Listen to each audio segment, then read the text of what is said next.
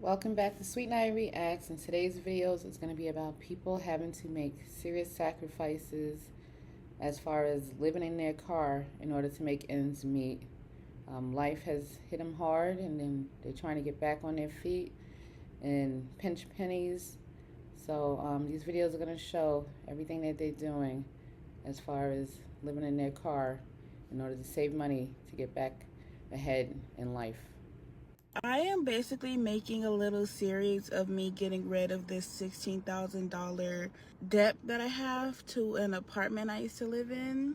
So when I was around 15 to 18, I was living in this apartment with my mom and my siblings, my nephew. And my mom and sister was head of the household. They were paying the bills. Once I turned 18, my mom was like, okay, you have to sign the lease because now that you're an adult, you have to be on the lease. So I went to the office, I signed the lease, and a few months go by and my mom leaves. She wasn't even going to tell me or my sister that she was leaving. She was just taking my other siblings and they were just going to go to a different state. About a month after my mom was gone, I didn't realize that my mom and sister wasn't paying the bills. But they weren't, and we got an eviction notice served by the police, and turns out they were $16,000 behind on rent. Mind you, when I say they, I mean me too, because my name's on that fucking lease. I was 18 years old, still in high school. I'm like, what the fuck? Now that I'm in Dallas by myself and I'm trying to get an apartment, I got denied. And I'm like, what the fuck? And it's because they see on my record that I'm $16,000 behind on a fucking apartment that, like, I was not even paying. I didn't know shit about it. So I'm trying to get that disputed. I called them. They put a disputation note or whatever, and they're giving it to the credit people or however the fuck that works. And we're gonna see what they say about that. Hopefully it gets disputed because, like, what the fuck? Why am I in charge of some shit like that? I didn't even, like, I don't want to think about it because I'm gonna cry, because it's like I wasn't even given a chance to even try to get an apartment. Like, as soon as I'm living with my mom and I had to sign the leasing, my life is on a little pause right now because of the decision they made to not pay the apartment for months. I'm doing this journey of getting that off of my credit. So if you want to see that, then come see it. Not understanding that, how do you leave your child stranded with a high debt and not communicate with her and let her know and ask her if she's going to be able to afford the apartment, and then to be behind that many months of rent and leave her, leave her hanging with that debt, and you just up and leave. I don't get it. Not good. I lived in my car for 2.5 months around this time last year, and the only things I could eat was McDonald's. Well, afford to eat was McDonald's and Waffle House every single day. It would either be an all-star, or I would get 2 cheeseburgers and a small fry from McDonald's, and I might add a cookie to that too, you know, if I work hard enough that day. And some nights I would wake up in the middle of the night because my feet would be frozen cold. Now I have my own apartment. I used to make $2,200 a month. Now I'm making over $5,000 a month. Working the job I work right now. I still have my car. I like to walk to work on Saturdays because I work a 13-hour shift. And I like to have some fresh air, listen to the birds and all that. It's very calming before I start the day. Starting over was one of the best decisions I could have ever made in this life, because I would talk to God every single day, every night, every morning. Sometimes I would just sit in my car and just talk to him. And I remember one night I drove to this gas station to get some gas, and it was just me and this black lady.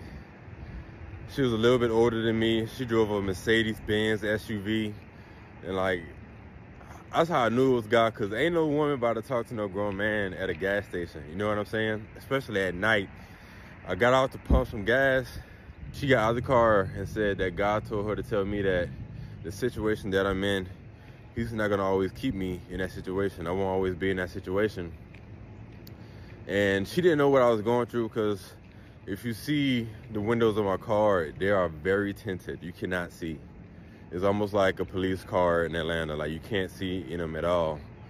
And I just stood at the gas pump and started crying. That was the first time I started crying.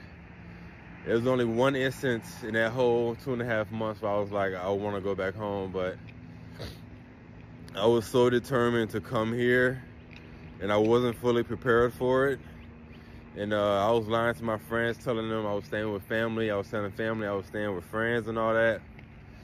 And I didn't want to ask for any help, because I didn't know how long I needed help for. I just knew that I needed to earn everything that I have, or that I wanted, and I'm still earning it. And I'm about to go to work right now to get that check. You know what I'm saying? Some of the strongest people go to the craziest things silently, and nobody knew. I was still getting my hair cut. I was taking showers at Planet Fitness, washing my clothes at a corn laundry store. And I still had a smile on my face. I don't hold any grudges for the people that came in and out of my life. That period, those 2.5 months of isolation, living in my car, it was one of the hardest things I ever had to go through in my life, emotionally and physically. I was working more than I ever did before. And I was fresh out of a toxic relationship. One of my friends was murdered. And, you know, living in my car and working all the time, I had no time to process everything that I was going through. But now I'm here. I'm a lot better emotionally, physically, and I get to do what I love every single day, you know, create content, you know, write songs, and I'm still going back to school. Probably gonna do something in medical. But until I get into that master's program, I'm gonna give this all I got. I don't know who this video is for, but whatever you're going through, CSR bro, know that God is watching you and you can do it. I promise you. So let's talk about how I lived in my car for 6 months. And no, I did not lose my job. I didn't get kicked out of my place. I did this purely out of choice for a personal growth exercise. And yes, living out of your car for 6 months may be kind of extreme for a lot of people, like looking to do a personal growth exercise. But for me, it seemed like the perfect decision, and it really was. So about 1.5 years ago, I just felt stuck, unsatisfied, displeased with just about every single aspect of my life. Nothing like earth-shattering happened in my life or anything. I just felt like I just wanted more.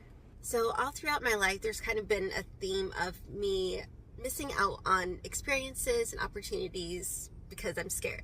I was sick of living small. I was sick of being comfortable. I really wanted to shake myself out of this hole I was in and start really living. Why I thought living out of my car and selling all of my belongings was the answer, I don't know, but it seemed like the right thing to do at the time. So I spent about like a month researching and actually converting my SUV, which the same SUV I'm in right now, I converted it into like a mini camper. I had a full-on bed, storage, like little mini kitchen, a battery pack, everything, like the whole deal.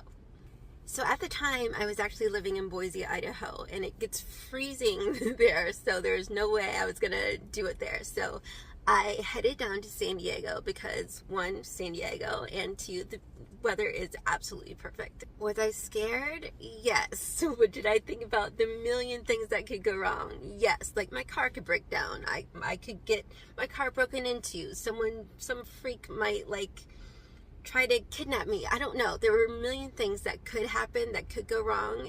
The car was my home. Like if I didn't have my car, like I'm screwed. But again, the whole point of this whole exercise was to allow myself to feel fear, but not let it stop me from accomplishing what I want to do.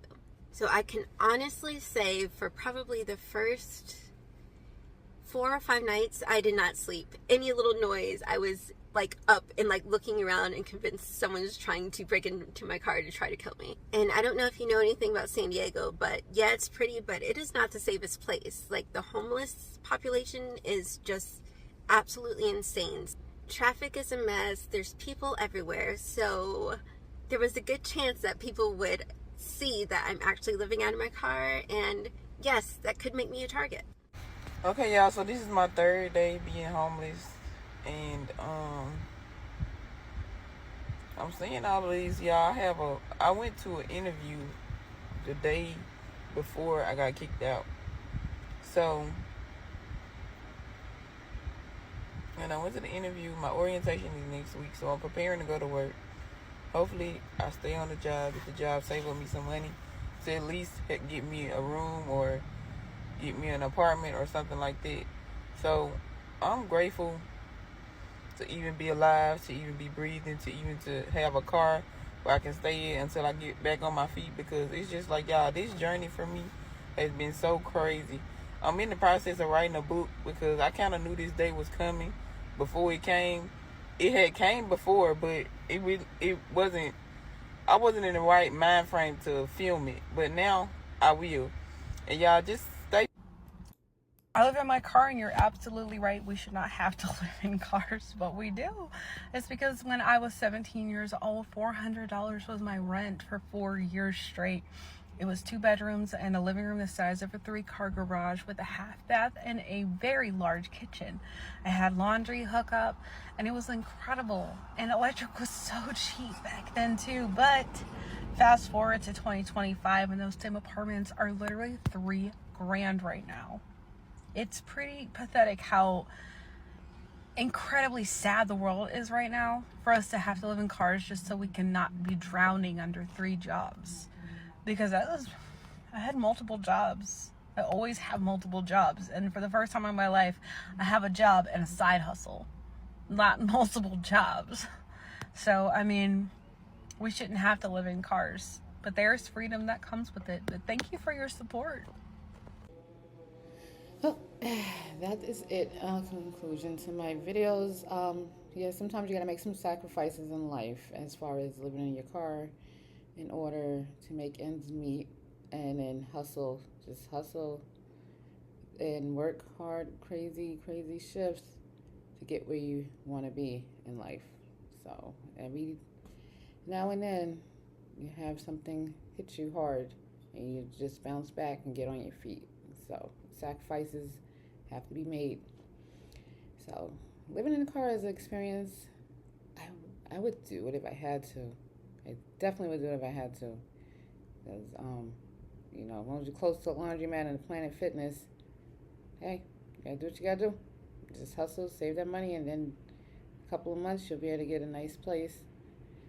So that's it. Let me know if you experienced something like that, where you had to live in a car, sacrifice to save money to get where you needed to be, or stay with somebody, family, save money to get where you needed to be, and then make sure you manage your money when you finally get on your feet, so you don't have to be in that situation ever again. So that's the conclusion to my video. If you like it, just hit the like button. Don't forget to subscribe if you want to see more, and comment on your experiences.